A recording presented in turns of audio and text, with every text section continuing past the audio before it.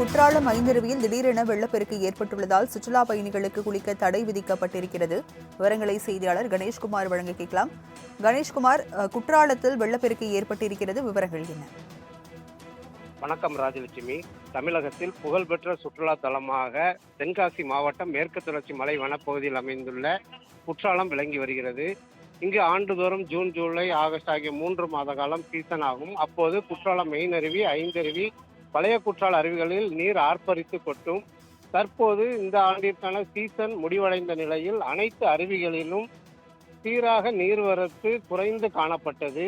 இந்த நிலையில் நேற்று பிற்பகல் முதல் மேற்கு தொடர்ச்சி மலை வனப்பகுதியில் தொடர்ந்து பெய்து வரும் மழையின் காரணமாக குற்றாலம் ஐந்தருவியில் நேற்று இரவு முதல் நீர்வரத்து அதிகரிக்க தொடங்கியது. இந்த நிலையில் இன்று காலை முதல் வழக்கத்தை விட அதிக அளவு நீர்வரத்து துவங்கியதால் சுற்றுலா பயணிகளின் பாதுகாப்பை கருத்தில் கொண்டு சுற்றுலா பயணிகள் குளிப்பதற்கு மாவட்ட நிர்வாகம் தடை விதித்துள்ளது.